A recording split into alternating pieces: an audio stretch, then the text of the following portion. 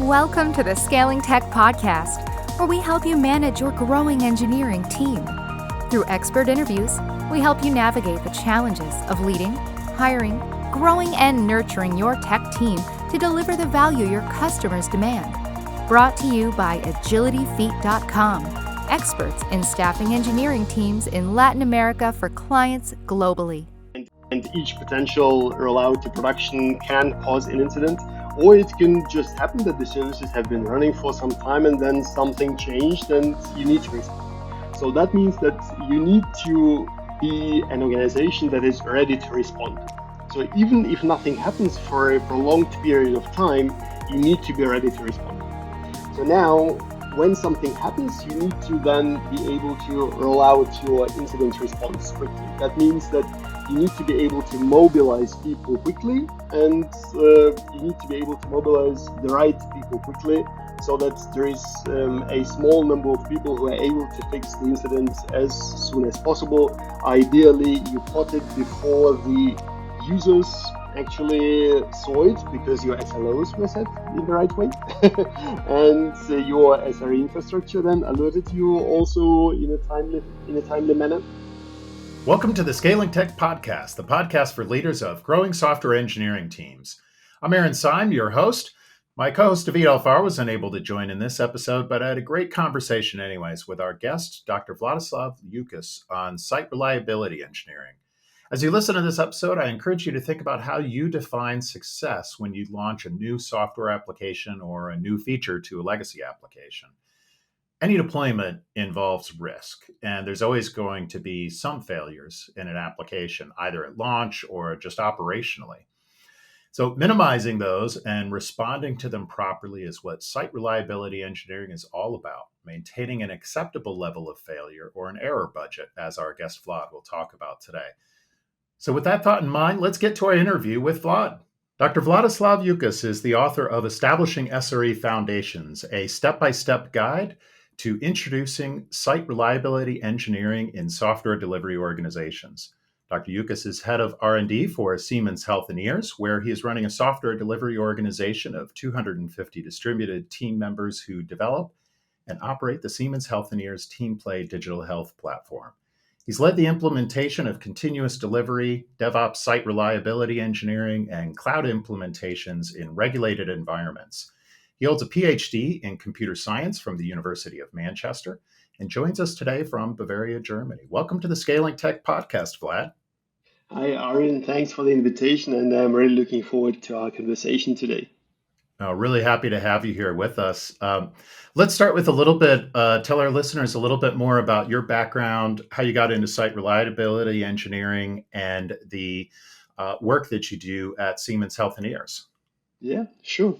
So I work at Siemens Healthineers, which is a part of Siemens where we take care of healthcare providers and produce lots of hardware devices and software products in order to equip healthcare providers and specifically hospitals with different equipments in different departments. And there, several years ago, we started the so-called Siemens Healthineers TeamPlay digital health platform, which is a platform for digital services which are deployed in the cloud. And that's the platform for the entire company. So there are different business units who deploy their digital services on top of our platform, and we enable them with quick starting their journey with digital services and also enable them to operate the services as well. And this, of course, leads us into the realm of operations, which then leads us into the realm of SRE. And this is also how I got in touch with the subject. So when we started the platform, then all of us were coming from the on-premise development, and we had no idea about what it meant to actually operate software as a service. So to provide service by means of software.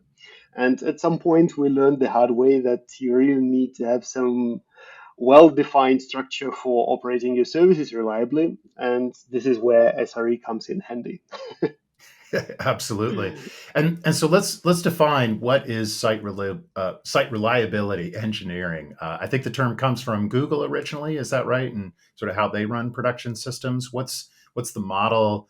how did they change? How did that change the way that companies consider systems and site reliability? Yeah, indeed. So, SRE, site reliability engineering, is a discipline that was invented by Google. At some point, Google was growing very fast, and it needed a way to operate Google.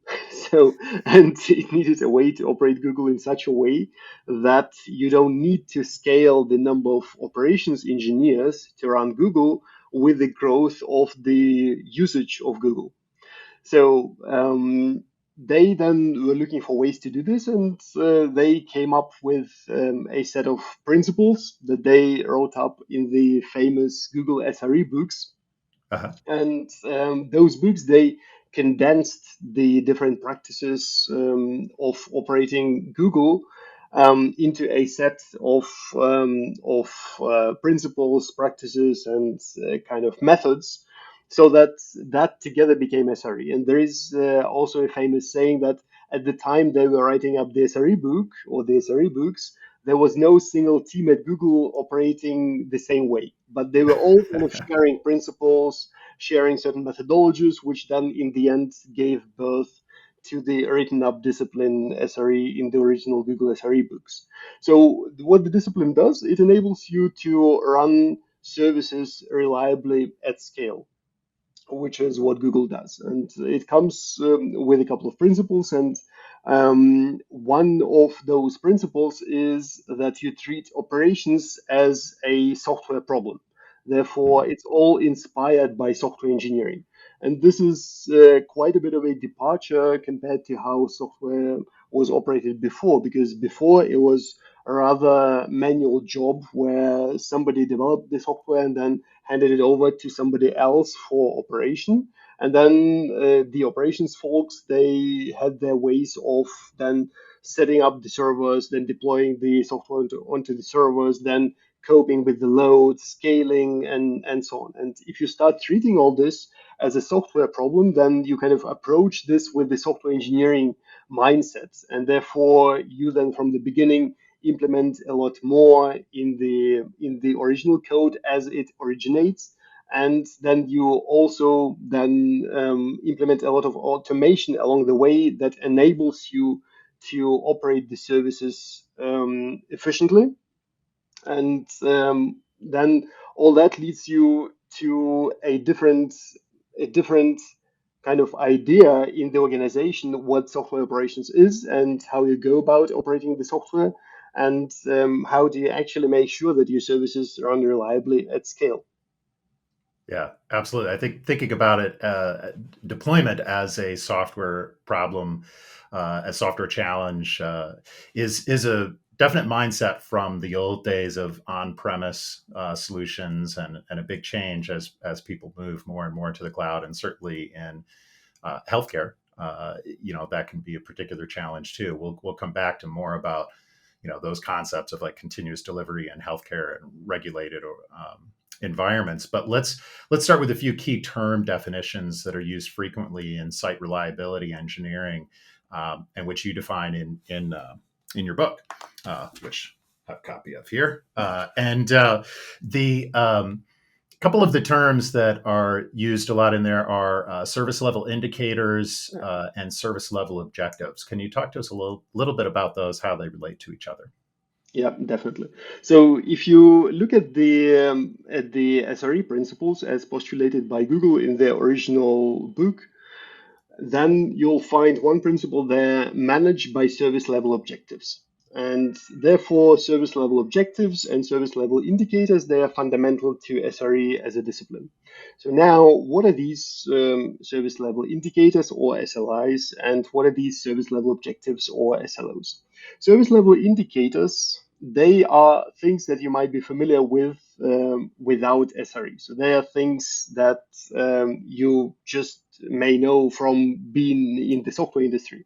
And these are things like availability, latency, throughput, and so on.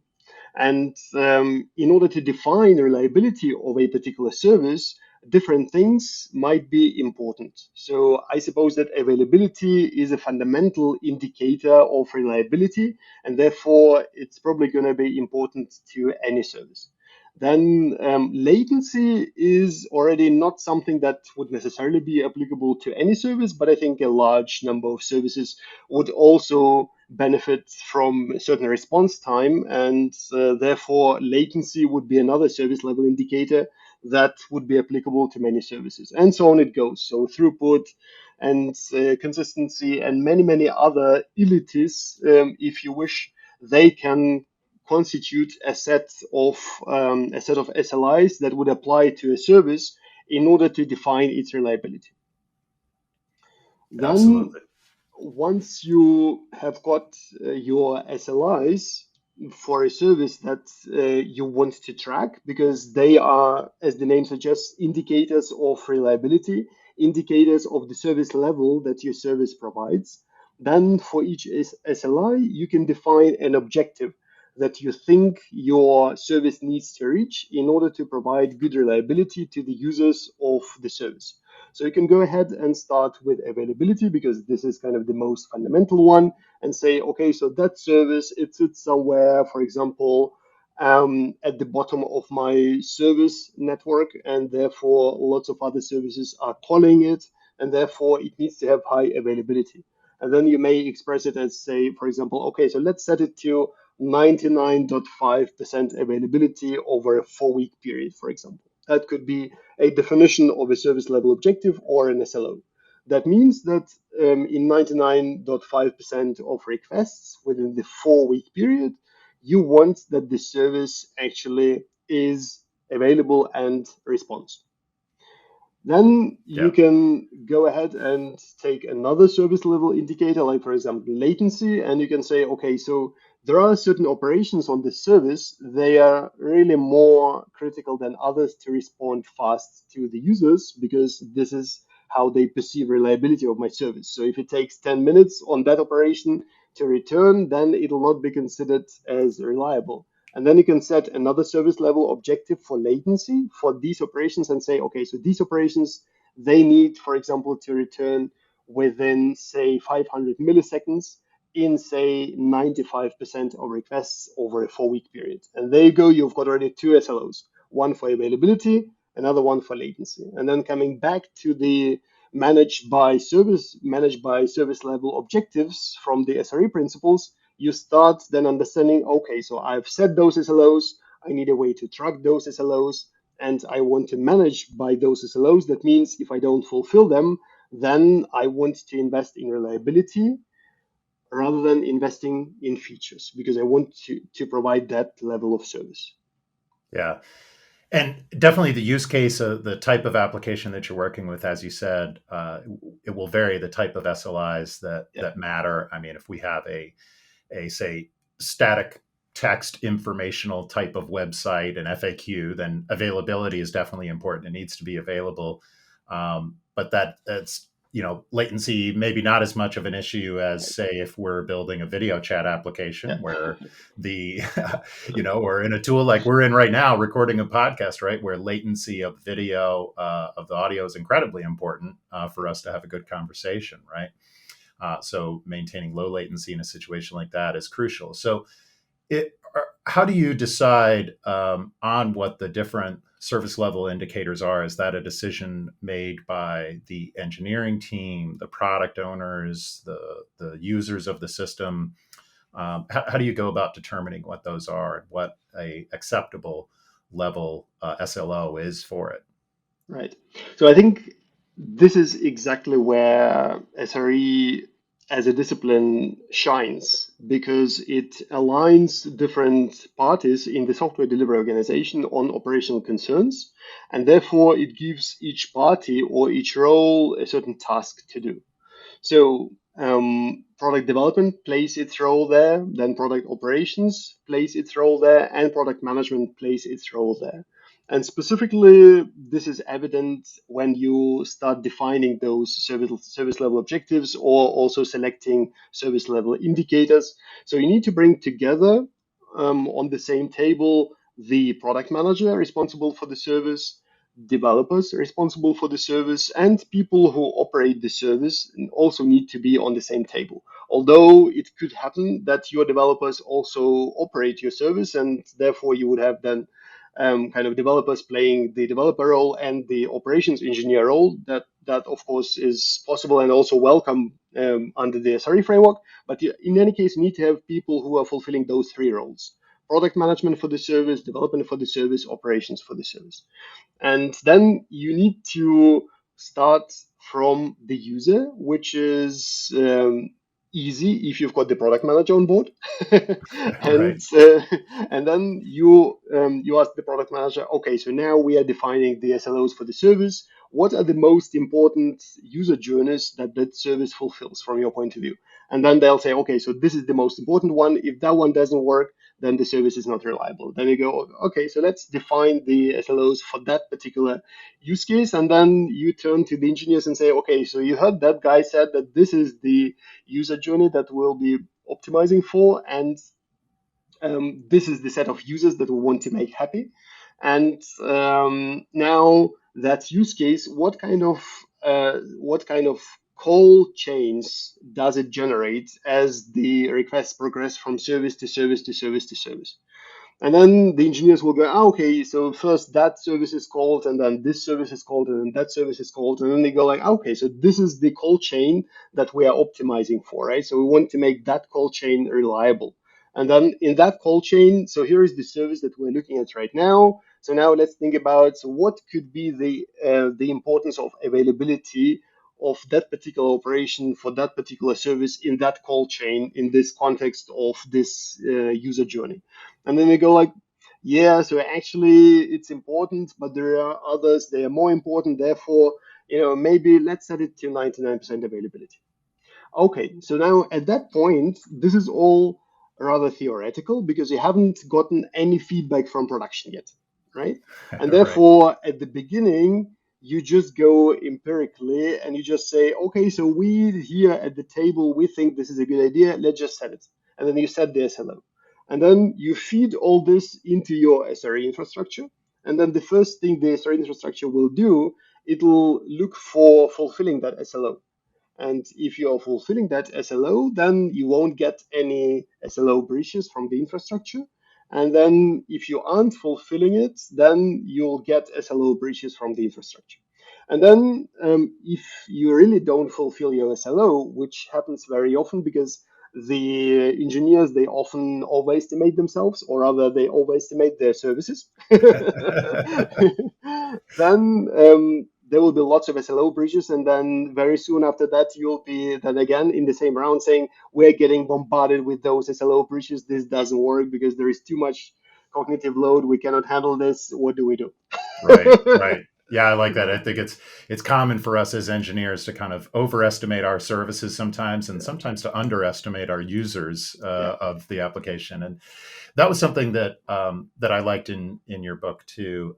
You talked about the importance of making sure that the SLOs are really defined from the user's perspective and Yeah. not necessarily the engineer's perspective, right? I mean, Yeah. depending on the system, that we're talking about, the engineers may be part of the users, and so in that case, they can perhaps wear both hats. But it's probably a different set of engineers in the organization, at least. We need to think about who's using the system and what are things from Yeah. their perspective, not necessarily what are the SLOs that we care about as the people implementing it.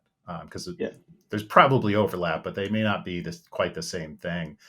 Are there other pitfalls that you see that happen in the definition of SLIs and SLOs? Yeah, absolutely. So first of all, the attempt to be very scientific at the beginning is quite common. So because sometimes you've got people on the team that are very logical and they just are not comfortable with just setting a number that everybody just agrees on right now. So they want more scientific backing, more data backing, more decisions rooted in data already from the beginning.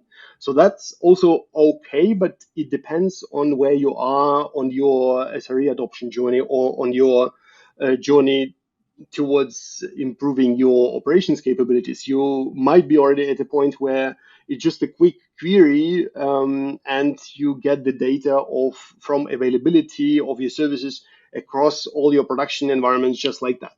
right? Or you may not be at that point yet. You may be yet at the very beginning where you haven't got even uniformed logging across all services and so on, and this is not possible. So I think it's important to recognize the people on the team, right? So it's important to see, okay, so now I'm having here very analytical people. So with them, I need to be kind of more data driven, even when setting the initial SLOs. And it may be that you've got people who are just okay with setting something that everybody agrees with, and it may be so obvious that that will not work that you need to kind of ground them and say, okay, so maybe we just have a quick look at production, because it's inevitable that that's not going to work, because I am seeing from the past, that service has never went over 98% availability and you want 99. That will inevitably bombard you with the SLO breaches.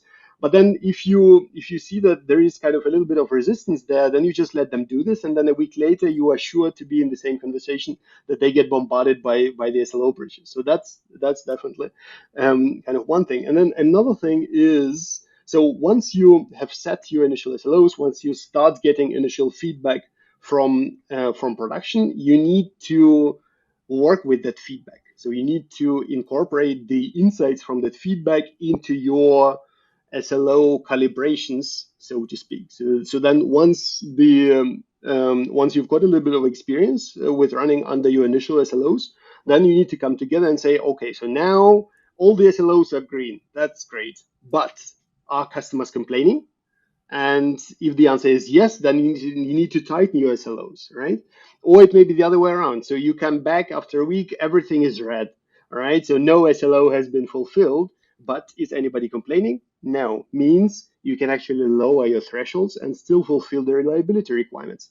And actually getting into the habit of working with that feedback from production is at the core of SRE, and is something that you need to train the development team to do, because it doesn't come naturally, right? So no engineer is coming from the university or even from 5 years of working somewhere and having that ingrained in them. Maybe the ones that worked for Google, but by and large, there isn't something like a habit for this. Yeah. No, and I like that perspective too, that this is going to be an iterative process, right? Right. Where, you may have a preference based on the team or the organization or sort of the system under test of how scientific you can be initially, but probably, when you're doing this for the first time, you probably don't have a whole lot of data or history to work with. So you've got a set of assumptions, and some perhaps technical assumptions about how hard it's going to be to meet those SLOs. And Yeah. so you choose an initial level based on that, but being able to either go higher or lower in those standards, it could be either direction, right? To get that right balance of site reliability and cost or efficiency or time to production, or, whatever the trade-offs are that you may be making in your system. So yeah, I like that. Keeping a very iterative perspective Yeah. about this. This is not Absolutely. a set once and done Yeah. type of standard. It's going to have to change over time. Yeah. Let's talk a little bit about what happens during an incident or a breach of some type. Like, what is that like? Which parts of the team are responsible for responding to it? Is this a development team issue? Is this an ops issue? Is this both? Right. So with software as a service, you'll definitely need an incident response process for sure, because incidents will happen. So first of all, you are likely to sit on top of some cloud platform, which is also changing all the time.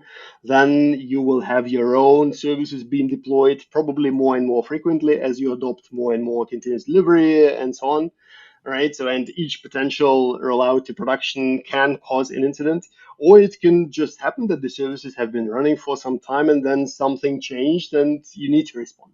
So that means that you need to be an organization that is ready to respond. So even if nothing happens for a prolonged period of time, you need to be ready to respond.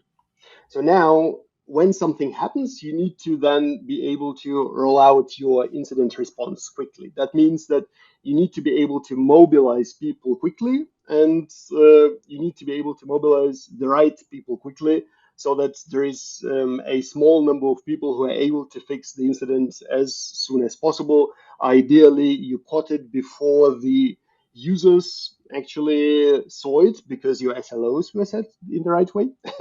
And your SRE infrastructure then alerted you also in a timely manner without overwhelming you. And then once the SLO breach arrived at a person who is supposed to look at it, and that can be either an operations person or it can be a development person, or it just depends on the setup, and there are several setups possible there. And then that person starts analyzing the incident, and at some point they may realize, okay, so this is something serious, and this something serious needs to be also qualified somehow. So you need to have a way in the organization to say, okay, so this is priority one, and I'm deciding on priority one based on this, or this may be priority two, and I'm deciding that this is priority two based on this. It definitely doesn't have to be science, but it needs to be something kind of reasonable way you say, okay, so we're declaring this priority one because nobody can log on, right? So this is kind of obvious, right? So this is not priority two, this is priority one. And then from then onwards, you need to be able to mobilize people. So you already alerted somebody, and then if that somebody can fix the issue, fine. But oftentimes you need to then take people from another team, and then after some time you might then need to have a person from another team. And once you've got several teams, you suddenly created the need for coordination, right? Because if it's something as serious as nobody can log on, then you also need to take care of not only fixing the issue, but also communicating about the issue first internally in the organization that everybody knows about it, then maybe the customer support, then maybe your partners who might be using your APIs, then maybe your customers, and so on. So you need to have a strategy that was defined beforehand by your incident response process, and you need to be able to roll it out in case of need, right? So this is then something that you need to be able to do on a short notice, because it always comes unexpectedly. So Yeah, this is kind of the essence of incident response. And then once you fixed the incident, then you also again need to inform everyone that this is now fixed and settled. So your status page needs to reflect this, that there was an incident and now there isn't anymore. And hopefully all that happened before the customer actually noticed this. And then you need to be able to run an efficient postmortem, so that you then quickly assemble people and information and try to understand what happened to our perfectly set up socio-technical system that this still happened. And and this overall is then the realm of the incident response process. So it's actually quite essential and necessary in a software as a service organization. yeah, absolutely. And I imagine that's incredibly important, determining that priority right up front when right after the incident has happened, and having some sort of clear standards, some decision principles to make that decision against, right? Because a priority one incident is probably going to require the highest level of SLA, of a response time and fixing it. It probably requires that there be a post-mortem and an extra level of communication with the users. But I imagine you might have different SLOs for lower priority items. Is that correct to say? Yeah, definitely. So it all depends on the user journeys, right? So we start from the user journeys, and then what is the most important set of user journeys that we really must fulfill for the platform to be useful, and then we iterate from there. Excellent. All right, well, let's pause here for a word from our sponsor and stick with us. When we come back, we'll talk more with Vlad about applying site reliability engineering in healthcare and with continuous delivery. Building custom WebRTC video applications is hard, but your go-live doesn't have to be stressful. We thought we were ready to launch our video application, but we discovered it's a lot harder than we thought. Live video applications are not like building other web or mobile apps. Our team worked hard out there today, but we just didn't have all the right pieces. I'll tell you what we should have done. We should have brought in the live video experts from WebRTC Ventures. If you're building a live video application, then trust the experts at WebRTC.Ventures to help you design, build, test, deploy, and manage your custom-built application, or integrate live video into your existing application. Contact us today at WebRTC.Ventures.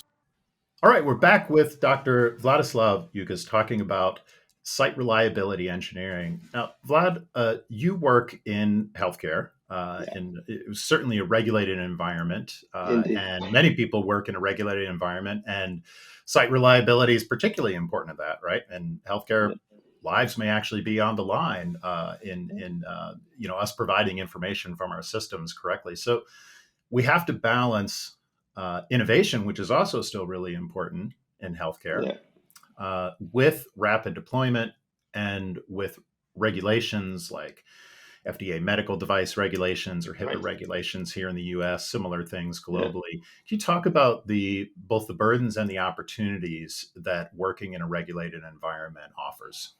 Right. Yes. So I work in healthcare, and we are definitely heavily regulated. And it's not just the hardware that's regulated, which is kind of obvious, but also the software. And there are different classifications of software, and actually quite a lot of software can be a so-called not a medical device. It's a non-medical device software. And then there is software that really takes part in the therapy decisions or in the diagnostic decisions, which will be then medical device software. And you need to fulfill different regulations depending on whether you are a medical device or whether you are a non-medical device. So if you are a non-medical device, then there is still regulation. And in our company, we set up the processes in such a way that non-medical device process is not very far away from the medical device process. Why is that? Because the non-medical device software can easily become medical device software if you add certain features, right? So today you are a non-medical device, and then tomorrow you add a couple of features that really then goes into the diagnosis decisions and therapy decisions, and you become medical device software. So you don't want to revamp your entire development process from scratch. And if you do this, if you cross that boundary, and therefore the process that we follow in the non-medical device arena is not very far from the one followed by real medical device software. So the main difference between non-medical device software and medical device software is that with medical device software, you have to do clinical evaluations before you are allowed to put the software onto the market, which of course adds time to release. Obviously, but apart from that, we follow quite a lot of regulations also for non-medical devices, which actually also helps just produce high quality software. Because in essence, you need to have your requirements clearly written down, and then you need to have your tests also clearly written down. Then you need to also show the evidence that your tests actually cover the requirements adequately, and that you've executed all the tests in a timely manner, and they are all green, and so on. So I would say kind of the software engineering mindset is also in the regulations.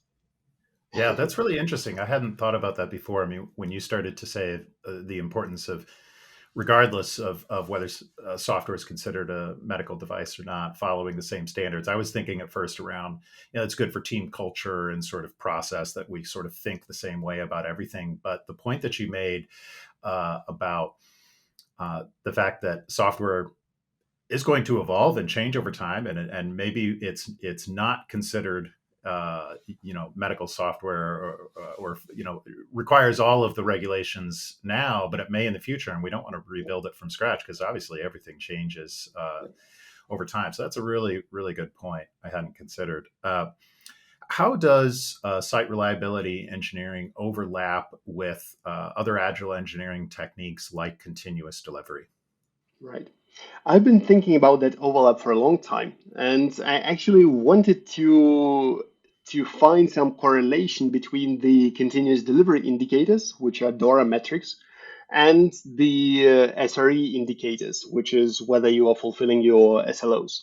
And so far, I haven't really been able to link that well. And it turns out that you can do well on the continuous delivery indicators, and then you may not do very well on your SRE indicators. And also the opposite might also hold true. So I'm kind of still researching this myself and trying to find a link, but so far I wasn't able to find a very clear link between Yeah. those. So it's a bit of a compromise, I imagine, of kind of trying to meet both sets of principles there, and I would imagine that this particularly comes around the automation that's involved, right? And in an ideal continuous delivery environment, you can have any individual on the team deploy to production. You may even have those production deployments happening automatically by a bot Yeah, after it passes something in a testing environment. That's yeah, harder to pull off in a regulated environment. So I imagine the degree to which you're comfortable with automated deployment, or to which environments you're comfortable with a fully automated deployment, like in the ideal continuous delivery model, is kind of where you have to strike that balance for your individual organization. Is that fair?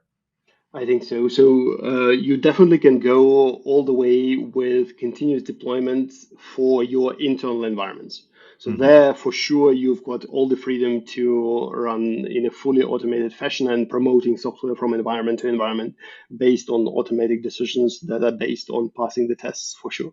Then at some point, again, if you're a medical device, then you need to do clinical evaluations, which then require a separate environment, and you cannot fully automate this because it requires manual feedback from the clinics, from the clinical domain.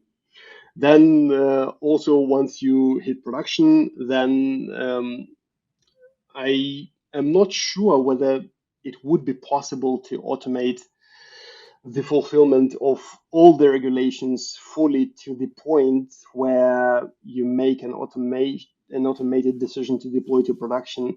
At least I haven't seen that so far. Maybe we would be able to evolve that way at some point, but at least I don't think any medical device vendor does this today. Yeah. Yeah, yeah. But if you're doing it in your internal environments, at least you're getting a lot of the value from it. Oh yes, You obviously do still have some delay and value reaching the customer because yeah, of the need for some human interventions, additional oversight in that process. But you're at least getting the benefit of, by doing that to your sort of internal testing environments or staging environments, that you have still that your team is forced to script everything out, to yes. think about how to deploy it automatically, to see immediate impact of their changes, and still doing frequent internal small releases and that sort of thing. So still a tremendous amount of benefit of trying to implement that as far as you can down the Yeah, delivery chain, right? And then that's you right. get a little bit of best of both worlds there, I Yeah, imagine. and there is also another huge benefit there. So, because once you set up the organization to work the continuous delivery way, where everybody is aiming to reduce the release cycles and so on, then people also start thinking about how to fulfill the regulations in the most automated way possible. And thereby, you create lots of tools which can be also integrated into the pipeline environments, so that as you pass environment by environment by environment, you're actually collecting bits of evidence that is then produced at the end. Right. And this is a huge benefit because if you do all this that's necessary to fulfill the medical device regulations only at the end and manually, this is a lot of burden.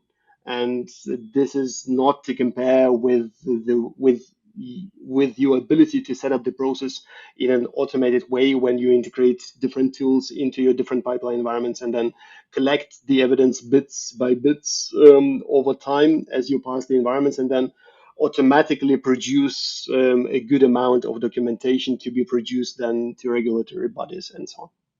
Yeah, that's a great point of how you're building up that evidence along the way. Yeah. I like that a lot.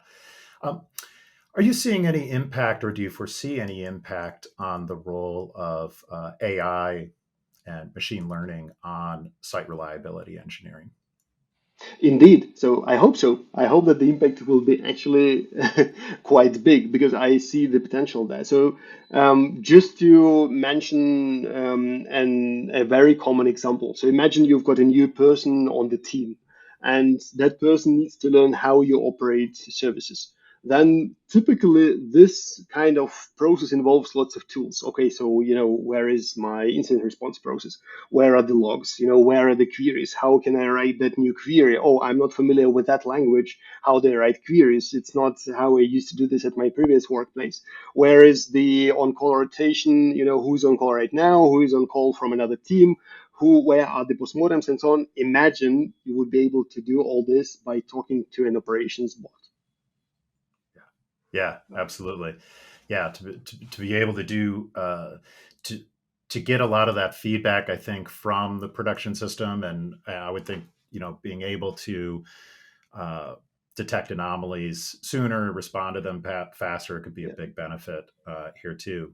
Yeah, I think there's so much potential here that for me at least, I'm just beginning to wrap my mind yeah, around so many opportunities here that we will have a little bit of difficulty anticipating right now, but I think it's absolutely going to change for the better yeah, site reliability over time. So, um, but there's always going to be a human element for yeah, sure, which means that things like culture remain very important in teams and important in site reliability engineering, I think, as well. And you talk about that in the book, it being uh, team culture being important to dealing with, how do you deal with incidents? yeah, How do you respond to that? And you talk about like an error budget policy right. as well related to the SLOs. Can you expand on that concept of error budget policies and also the importance of team culture? Yeah. So error budget is another concept from the SRE jargon. And error budget is actually something that you calculate automatically once you've got the SLOs. So let's go back to the example that we had at the beginning of the conversation. We had the availability SLO set to, I think it was something like 99% or so. That means that your service is available or should be available to fulfill the SLO for 99% of requests, say within 4 week period. That means that for 1% of requests, your service is allowed by definition of the SLO to be unavailable, right? And this is the budget that you've got in order to make mistakes, to produce errors, right? And therefore it's called error budget. So that means that for 1% of requests within the 4 week period, I can be unavailable safely and I still fulfill my SLO. And then, of course, I need another feedback loop from the users of the service in order to tell me whether fulfilling that SLO still makes them happy if I'm unavailable for 1% of the time. But imagine the SLO is good and I'm allowed to then be unavailable for 1% of the request. Then what can I do with this 1%? Well, I can do experimentation. I can do deployments. I can do configuration changes. I can make mistakes, right? So this is what I use that for. And then what I can do with this, I can also let my SRE infrastructure show me the error budget consumption in aggregate. That means it can show me, okay, so here are the services that are owned by my team. And now I don't want to look at only 4 week period. I want to look at the 6 month period. And now show me all the SLOs that were fulfilled for each month in this 6 month period, and where was the biggest error budget consumption. So where did I actually overshoot most, so that I was not only unavailable for 1% of the time, but I was unavailable, say, for 2, 3, and so on percent of the time. And then I can use this in order to drive my prioritization of reliability. So then, if my SLOs make sense, then my error budget consumption also makes sense. And then I can start prioritizing reliability where I consumed most error budget. Well, that's interesting. one thing you said in there really caught my ear, in particular, that I thought of course about an error budget being about how we communicate our say availability or whatever the SLI is with our customer, and help them understand, yes, we had an incident, but we're still well within our error budget, so don't panic. But it's not just about communication with the customer, but also allowing space for us to experiment and doing a test in production or a chaos experiment to test our our ability to respond, things like that. That knowing that we have space in the error budget gives us the confidence to safely perform a test like that, which Yeah, I think is a really interesting point. that's right. All right, well, let's as we're coming close to the end of our time together, Vlad, let's talk about how an engineering leader gets started with site reliability engineering, in particular, because unfortunately, most of us as engineering leaders know we don't get to start from scratch in most of our work. We've got a legacy system to be dealt with. And whether that legacy system is a year old or 20 years old, it's going to have some issues to deal with, right? That may affect the reliability. When you're beginning with a legacy system, how do you start to implement site reliability engineering? Right.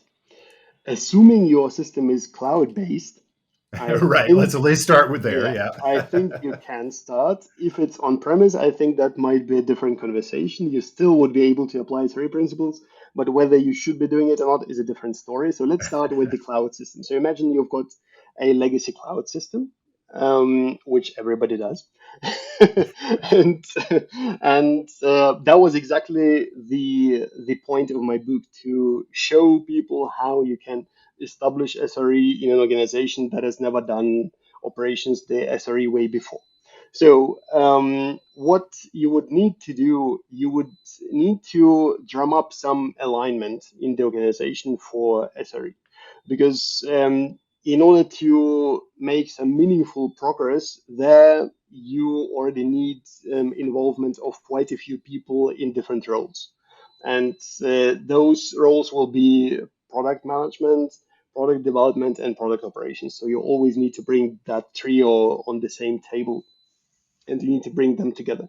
And therefore, you need to talk to the leaders of product development and operations about SRE, and you need to get them excited that trying something like this has a good chance of improving your operations capabilities. And if you're doing this, then you already know that you've got a problem with operations and you want to improve, and SRE is a way to try and improve your capabilities. So then, once there is some reasonable alignment on this, then you need to be able to start somewhere. And what you will need to do, you will need to start some little implementation of the SRE infrastructure, and you'll need to find a team that is eager to consume that infrastructure. All that will be very small at the beginning, which is good, and you will establish a very, very tight feedback loop between the features implemented in the infrastructure and the usage of those features in the team who wants to try SRE. And once you fulfill their requests, for example, they're able to specify SLOs, the SRE infrastructure can then track the fulfillment of the SLOs. There is some rudimentary alerting going on. Then, if they're happy, then this is a point where you can start saying, okay, so maybe we'll find another team who would also benefit from this. And then you take the next team, and then you fulfill their requests, and therefore you then build up more features in the infrastructure, and you've got already two teams who would be advocating for the approach, and so on. You start kind of traversing the organization more and more and more until you've rolled it out throughout the organization. Step by step, just like in your book title, take it step by step. Absolutely. So, Vlad, thank you so much for the time. Dr. Vladyslav Ukis is the author of Establishing SRE Foundations, a step-by-step guide to introducing site reliability engineering in software delivery organizations. Vlad, how can our listeners buy your book and learn more about your work? The book is on Amazon, and what I do on LinkedIn, I publish summaries of my book. So if you don't want to read the entire book, then just go to LinkedIn and you'll find summaries for the chapters where I published them already, and there will be new chapter summaries coming up. So LinkedIn is the best place to see my work, I think. Excellent. We'll be sure to include links to your LinkedIn as well as your book in the show notes for this episode. Vlad, thank you so much for joining us on the Scaling Tech podcast. It was a real pleasure talking with you. Thank you very much, Aaron. I really enjoyed it. And also thanks to all your listeners for listening to the episode. I hope that'll be useful. I'm sure it will. Thank you so much. Thanks for joining us on the Scaling Tech podcast, where we help you manage your growing engineering team. Brought to you by agilityfeet.com, experts in staffing engineering teams in Latin America for clients globally.